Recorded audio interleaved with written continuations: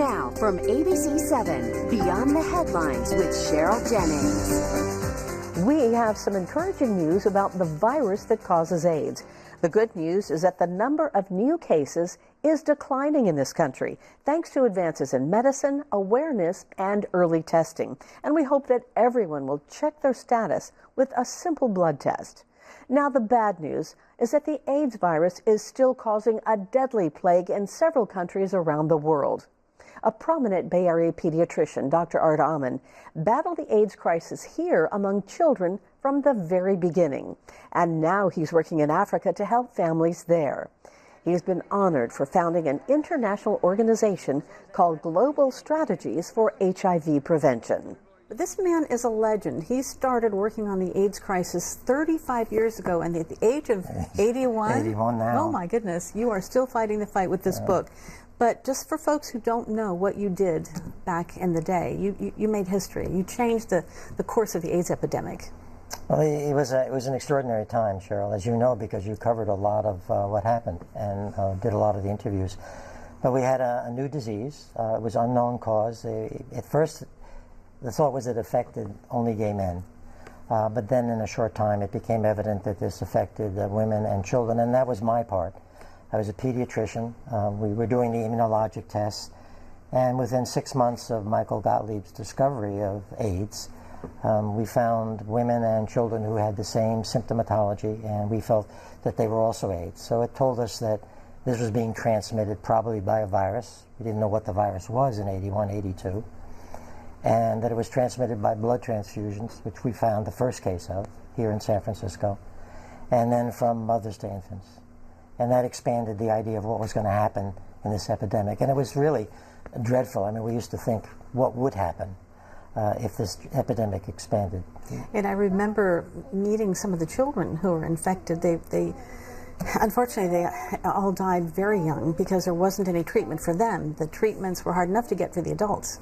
Well, it was urgent. I mean, basically, the young men with AIDS were dying. There was no treatment until 1987, from 1981 to 87. And for children, it was hard to explain. And for the first time, I think, in medical history, modern medical history anyway, we had a disease that was affecting all members in the family, the sexual partners, the husbands and wives, and the children. So unlike other diseases where you have one person involved, here you had 3, 4, 5 members of the family. And it was devastating. One of the things that I came across when I was trying to tell the story about the AIDS epidemic was certainly the confidentiality. I couldn't really tell the story because I had no people to tell me the story, so I did it anecdotally through doctors. But then I learned that the children who were born, people were so afraid of them, even their own parents, they wouldn't even hold their children, their old little babies. Were going unnurtured. It was a general phenomenon, I mean, not knowing what it was. We always made a point, even when we discovered HIV, the virus, which was discovered by Luc Montagnier and Bob Gallo, we made a point of associating with the patients. We would go into the rooms. We would have lunch. We would eat with the patients to say that this is not contagious. And I continued that even up until recently when I go to poor countries and I see a woman or a man with AIDS in a dark hut off to the side in the darkness and nobody's going near them. I walk right over, sit on the bed, grab their hands, hold on to them. Because not only is it not contagious, but they need help. They need psychological help. They need the same compassion as with any other disease. And that's really important to remind people even these days. We tend to think in this country that the AIDS epidemic is over. But for those who are still afraid of it, there are precautions you can take, universal precautions. So what would those be for people who might still be afraid of this? Well, we take universal precautions because we don't know oftentimes what we're dealing with. So, for example, the anthrax epidemic. As much as we talk about the science and not having a vaccine, that was really controlled by universal precautions, washing hands, using latex gloves, using gowns. And the number of people that got infected were usually people that weren't using universal precautions. But using those, you could prevent the spread of anthrax. And HIV was never that contagious. It needed direct contact. But still, we used universal precautions for the patients, but not to stigmatize them. Right. You know, not to close the door and put them in a room and put a label on the door, as was done with some diseases and in older times with other diseases like the Black Plague. the stigmatization was because they didn't know how to protect themselves. You call this a plague. You call AIDS a plague. Yeah, I use the word plague. I've gone away from the word epidemic because the word epidemic is used for so many things now, and to me it doesn't carry the emotion.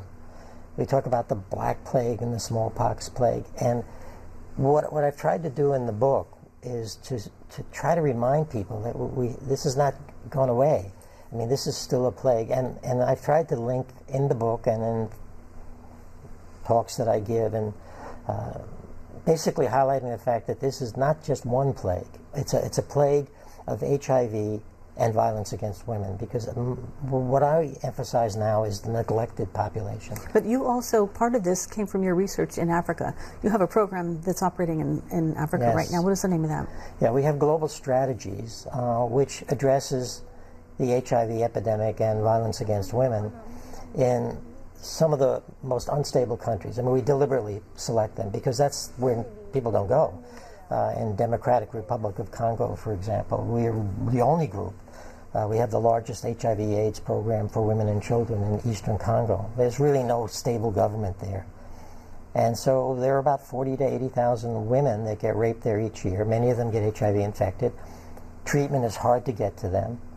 These are areas that are very different than Johannesburg or Kampala, Uganda, where we still have problems, but they have access. In just a moment, you'll see why Dr. Amann wants us to be a voice for those who need help with HIV prevention.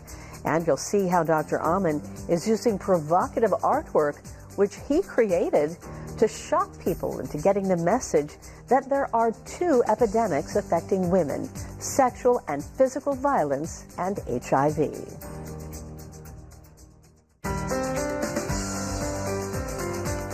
We're continuing our discussion with Dr. Art Amann, a Northern California pediatrician and activist who is known for his breakthrough research on HIV transmission. He was at the forefront of the AIDS crisis more than 35 years ago.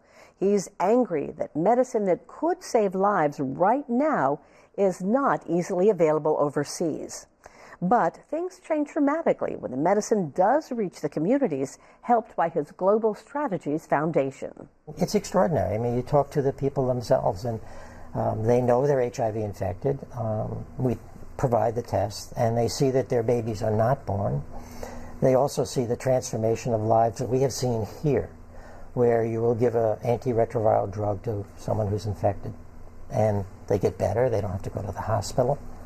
And for women who undergo these really savage episodes of violence, where they get what are called vesicovaginal fistulas. I mean, the violence is so severe that there's openings between the genital organs, and they require surgery. But we can do something about it. I mean, the violence against women is centuries old, and we recognize that. But there are some immediate things you can do to not multiply the violence.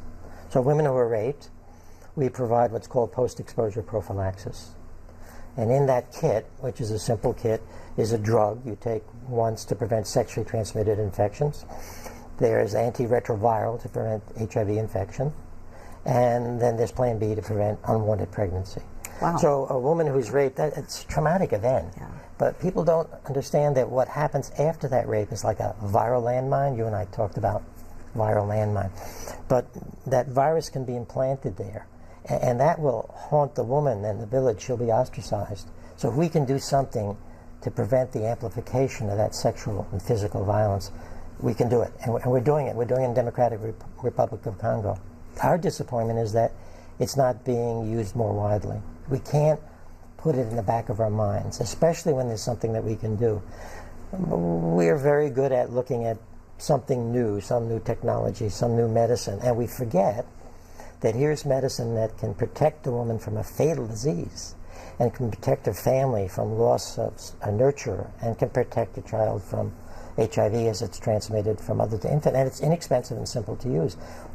We need to look at that and say, why aren't we doing it? Why have we lost this vision, this compassion of what is happening in this country to some extent, and certainly much more severe. I know that you're taking a leadership role in this because you want to see this stop. You've been seeing it for your entire career.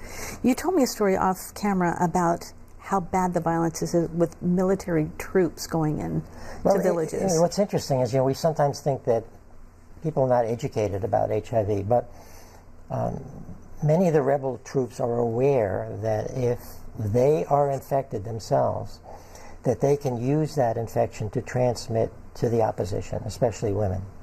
So they will deliberately rape a woman to get her pregnant, and that's giving her a baby from another tribe or another area, like in Bosnia that happened there with ethnicity.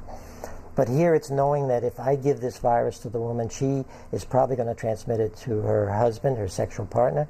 When she goes back to the village, it's going to be implanted in the village. Her children will get it. So it's a deliberate use of HIV infection as a weapon of war. And in Rwanda, which is the worst example, we focus on the massacre, the killing, but people forget that hundreds of thousands of women were deliberately infected with HIV and died as a result, not of the violence, the machete, but died of the HIV infection because they couldn't get treatment. Before we run out of time, I want to talk about your book, this other book. You have two books. Yes. This book has some provocative art in it, and we can't show all of those pictures. But if you could just describe the reason you did this before we run out of time. Yeah, so my other book, The Lethal Decisions, was written almost like Elie Wiesel wrote The Night. He said in his Nobel Prize, I had to write it, I had to tell the story. And so that book had to tell the story of we've been successful, yes, but we can't say we've been successful in the epidemic worldwide. And it goes into why. As I dealt with the violence against women in these poor countries, I realized I was really dealing with two epidemics. An epidemic of HIV, certainly, but an epidemic of violence. And they weren't separate, they were related. So going through my mind was, there are lots of documentaries about violence against women, and documentaries that have been done by all of the major networks and people talking about violence against women. But it didn't change things. And so I felt maybe if I could express it in an artistic way, that still maintained the dignity of women but still talked about the epidemic, I would do that. So for 10 years, I wandered into museums and saw paintings 100 years old, and I looked around me at biology, and I saw representations of the AIDS epidemic. And so what I did was put together these images into photo montages that really, if you look at each one, say there's a component of violence, and it's especially against women. And the two are together. So I'm hoping with the exhibit, which is going to be for the first time exhibited publicly, you've seen it privately, raised your eyebrows, but it's sensitive. I think it's provocative, it shows some of the violence, but it still maintains the dignity of the women and says, we've got to do something about this. You've got to look at it and say, I can't walk away from this and do nothing. And there are things that can be done. All right, so Doctor, that's thank the you. exhibit. Thank you very much. Thanks, Appreciate Cheryl. it. You can find out more information about Dr. Amon's artwork and his book, Lethal Decisions, on our website. When we come back, you're going to hear from two people who are working to build an orphanage in one African village for children whose parents died from AIDS.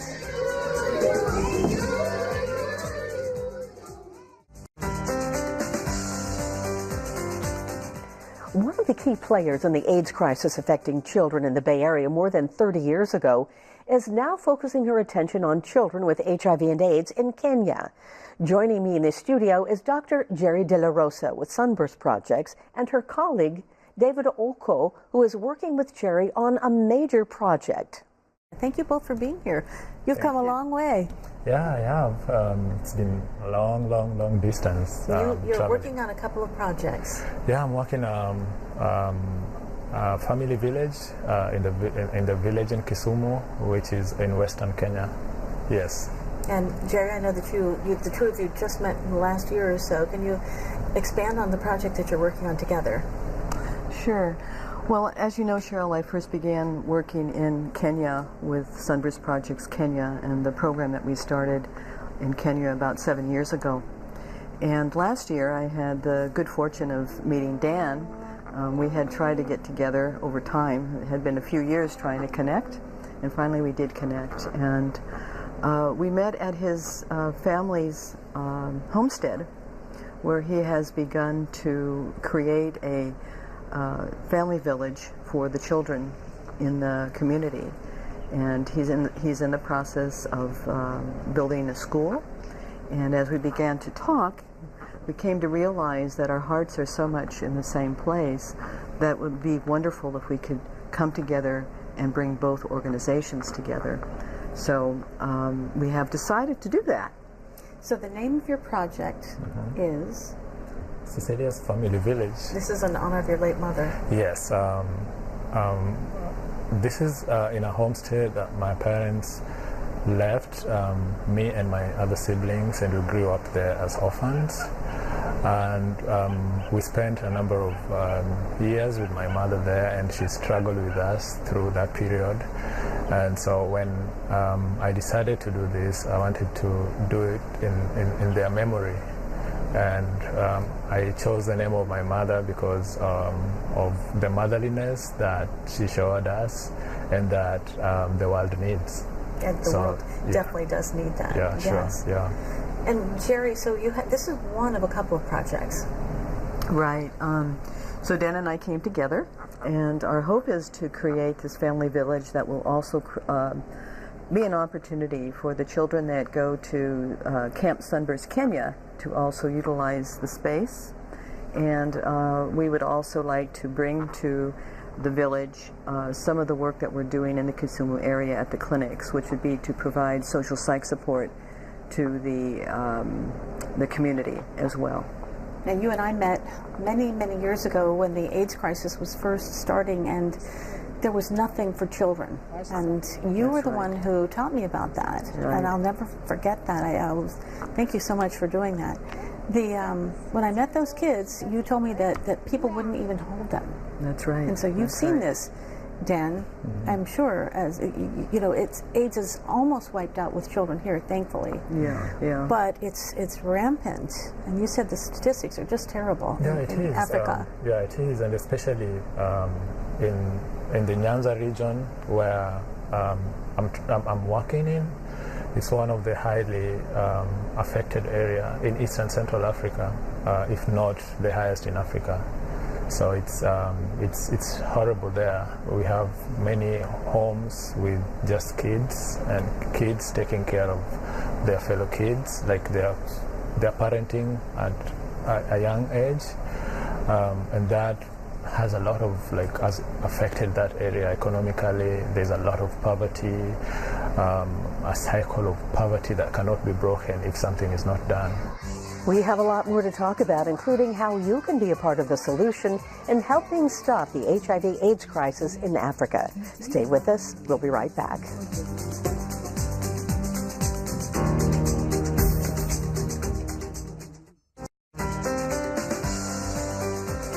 Welcome back. We're talking about the progress this country has made with the AIDS crisis, especially concerning children. But it is a big problem in other countries, including Africa. Our guests are Dr. Jerry De La Rosa with Sunburst Projects and David Oko. You and I met through Camp Sunburst, through Children with AIDS. That's right. I saw the difference in those kids. What did you see as one who ran those programs here in the Bay Area for so long? Well, I know that when we first began, and you probably know this too, Cheryl, that stigma was really a huge issue. And because of that, there was a lack of community support around children and women and families in particular. And so the camp, what it did was it created a safe place where people could actually be with each other and know they were going through the same situation and feel a sense of support and not be so fearful. Oftentimes in those years, people couldn't tell their neighbors even that they were infected. And what we see in Kenya is the very same situation today, which is 30 years later. So it's just like it's done here, but it started new over there. Right. Well, I think it's always been there, but now that there's medications in Kenya, there's more of an emphasis of helping people access those medications, which can be difficult if they can't disclose that they're positive and go somewhere to get the medications. So a lot of the work in Kenya that Dan and I will be doing is around dispelling the stigma around HIV and AIDS and empowering the children to be able to have a voice around what it is that they're going through in their lives. And so it's his program that he wants to create through the school is very much in line with what we did at Camp Sunburst early on. And it's a family model, so it's to support the system, to support the unit of the family. Not just the children, but the parents or the guardians in the case of the families in the village that where the children are living, to support the grandparents. There are many elders that take care of these kids and bring these kids into their homes. And Dan, before we run out of time, I would love to hear your thoughts to people in the American audience as to how they can help you. What would you like to see? What do you want them to know? I would probably tell them not something that they know. Any situation anywhere in the world is the world problem, and that the same situation that we're experiencing in Kenya right now is something that was here, like Jerry puts it, 30 years ago. So they would understand the need for support, and that we look forward to speak into their hearts and see that we are fellow human beings just like them. That the world has also become a global village, and that's why I'm here. Where I'm coming from, we are a third world country, and so like there's a lot of people are largely poor. Doesn't mean that they can't do anything, but they can give in different ways. And so we also hope that any support that we can get from friends, people who believe in changing the world and looking at the world as one place and looking at human beings as one family of humanity, can see the need to come and support this initiative. All right. Yeah. Thank you so much. Thank you. Thank you both for being here and for talking about this and the work you're doing. Thank you. Thank you, Cheryl. We want to thank all of our guests for the life-saving work they're doing. And we have more information to share with you. Just go to our website, abc7news.com/community.